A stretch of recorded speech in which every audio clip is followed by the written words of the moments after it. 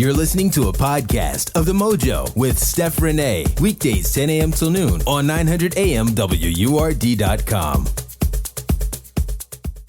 If I owned a studio, Andrew would have like a 5-picture deal. I hear that, yes. And joining us on the line is another person who I would be on the lookout for, it's Nijla Muamin. I hope I'm saying that right.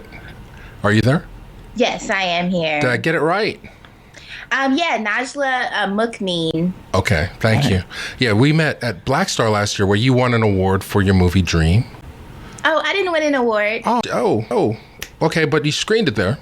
Yes, I screened my short film Dream there. All right, and Hans Charles was a cinematographer who's a Bradford Young collaborator. So, yes. So there's a degree of separation there. Well, and you're in doing a Kickstarter campaign, well on your way, I see. But we need to get you over the hump now with to get to over the $25,000 mark for the movie Jinn. Yes. Which is right winding down the Kickstarter. Tell us about Jinn.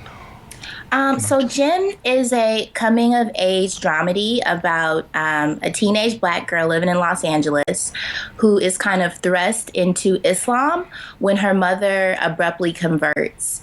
And the main character, Summer, she then goes on a kind of journey of exploration of her identity and of exploration of the religion.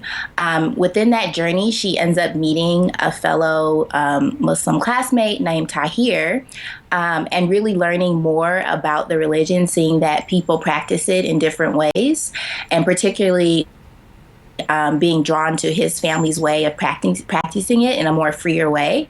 But with their friendship comes kind of these emerging sexual feelings, which they're not sure how to navigate in that religious space. So it's a fun, serious, politically resonant film. Definitely timely, and something that I've always wanted to tell. I come from a Muslim community, and always wanted to kind of explore the different layers of identity within that community through film. Right. Nice. Well, it seems like it's filling a void. Like I always say, I grew up watching movies like The Breakfast Club. That was my coming of age, but there was never any Black characters in the movie. To this day, we're still starving for young, coming of age movies with people of color. So I mean, was that your inspiration? Yes, part of it definitely is my inspiration. I am a coming of age lover. I love coming of age film. I love coming of age short fiction, novels. Mm-hmm. And I think there definitely is a void there in representations of young people of color, young Black girls. That's why I love Crooklyn. I love Pariah. I love all those representations because they, are telling stories that we don't often see. I also work as a teaching artist, and I work with a lot of youth of color, teenagers, Black girls, and their stories are so rich. Their identities are so full, and that's part of the reason why I definitely want to tell this story at this time and use a Black woman teenager as our lens into this issue. I love it. Well, there's a lot of support right now in terms of giving our girls more breadth of experience and giving them more voice in many different ways. I don't know if you heard the single that Michelle Obama released earlier this week with all these women artists that is supporting the idea of educating our girls. And so I think this is a wonderful time for you to be able to, feed into the renewed interest and the need that we have for having these stories be told in every cultural aspect possible. Definitely. I think this is a beautiful time. And just with the kind of Black girl magic movement that's going on, yes. With emphasis on carefree Black girls and just allowing Black girls to be free attempt to not be kind of surrounded by the stigmas that, when I was coming up, there was a lot of categories and ways to not be heard. And I think in this moment, we're giving our youth a chance to explore the wide range of opportunities out there. And I think, this film is for adults, but it's also for youth. So I think that's really important to put this representation out there. Okay, well, you're getting a lot of support so far. You have 14 days left in this Kickstarter as we speak today, Friday. So there's still plenty of time for people to get in, but we got to get you over the hump. Your goal is 25,000, and as right now it says you're 22,284. So, I mean, how can people help, and what are some of the perks? How can people help? One way they can help is to support. And that would just be by getting the link, posting it on Facebook, posting on Twitter, on Instagram, and just encouraging people to come to the Kickstarter page and watch the video and learn about the project. That has been one of the best ways that we've gotten support. The other way to help is to contribute. Any contribution helps, from $1 to $5,000. I mean, we've seen all levels, and it's gotten us to where we are. We've received just an outpouring of support from the Black film community, the indie film community, the Muslim community, non-Muslim community. It's just been amazing. So we have 14 days and just under $4,000 left to go. I'm really excited. But spreading the word and contributing in any way are the two ways that people can really make this film a reality. Well, there's a link on the Reelblack page for those who are interested that goes directly to the Kickstarter project page, which is also called Jinn, Jinn, a narrative film about identity, Islam, and first love. So, but you really impressed me with your first short film, Dream, that I saw. What's your background in terms of filmmaking? My background is varied. I went to UC Berkeley, and I was majoring in journalism, and I also had a very active kind of practice in documentary photography and in poetry. So I felt the natural convergence of those two mediums was filmmaking. So when I was a junior at UC Berkeley, I started to take some film classes. I got a start in more kind of activist type documentary work. And from there, I just made my first short film on the street corner in Oakland. I had no, formal training at that point. I just knew I wanted to tell stories, and that's what I did. From there, I went to Howard University, and I was surrounded by Black student filmmakers, something that, it's just very rare. So that was a beautiful experience. That's where I met Hans Charles, who became my DP on Dream, came to know of Bradford Young, and just so many image makers coming out of Howard. And I ended up graduating from Cal Arts, transferring there and getting my MFA in film directing and creative writing. So my background is interdisciplinary. I write short fiction, I write poetry, and I take photos, and all of that has kind of delivered me to filmmaking. And it's, you can see that in my work. Dream actually is adapted from a short fiction story that I wrote. The voiceover from that film comes from the story.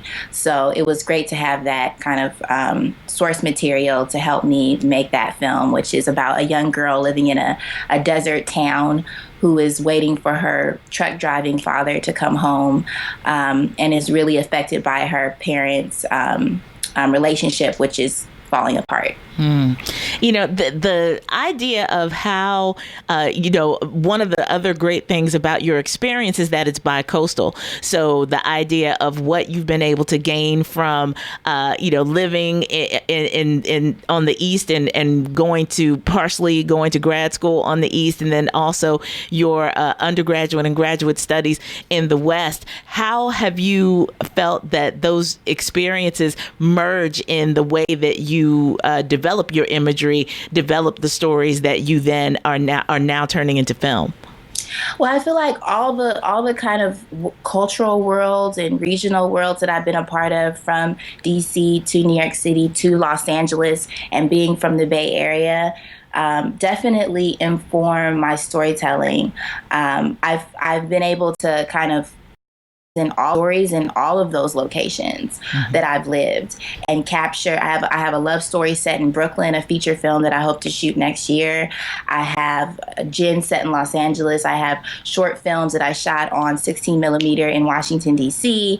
And so I feel like all of those kind of regional influences like inform my work, and I've gotten to really immerse myself in the Black film community in all of those locations. So I have friends and colleagues in on the West Coast and the East Coast, and I've seen kind of the richness of the Black artistic space in all of those places, which helps my work.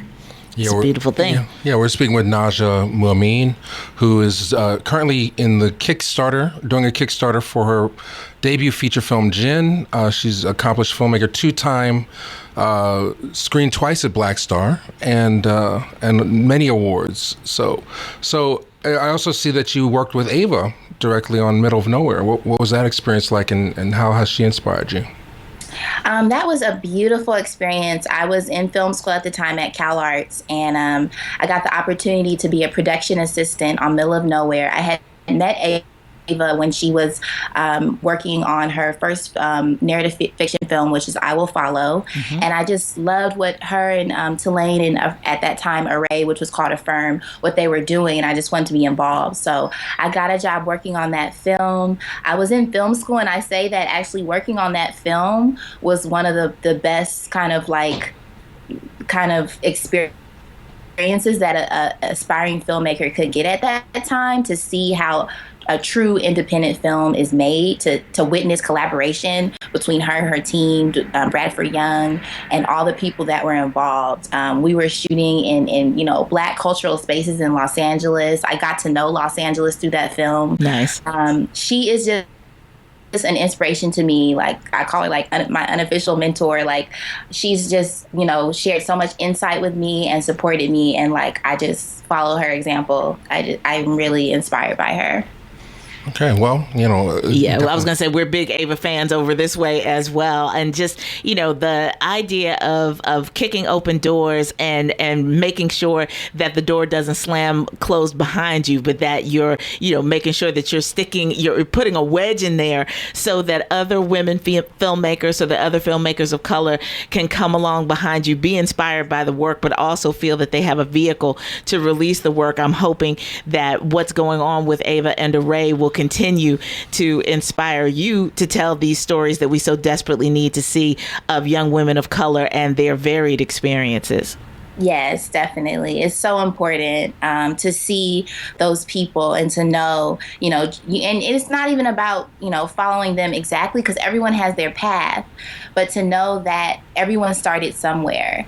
And I'm really inspired by her, by Gina Prince Bythewood, Ama Asante, like all these women of color filmmakers who, are pushing forward to tell their stories, by any means necessary. I think that is beautiful. Well, you're definitely next, with your debut feature, Jinn. Again, the link is on the Reelblack.com page. So we definitely want everybody listening to contribute their dollars, their pennies, their cents, their thousands of dollars if they can. That's right. Because Kickstarter's all or nothing proposition, and yes. we've got 14 days left to get over the goal. And then I'm sure if we surpass the goal, then it just helps even more, right?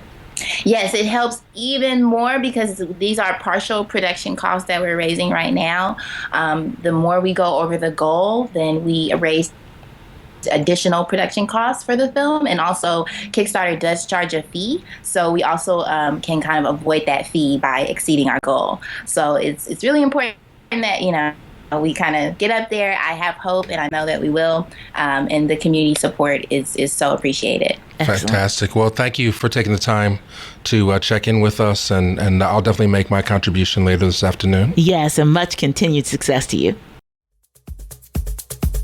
You've been listening to a podcast of The Mojo with Steph Renee, weekdays 10 a.m. till noon. Follow us on your favorite social media like Instagram, Facebook, and Twitter for up-to-the-minute information at 900 AM WURD.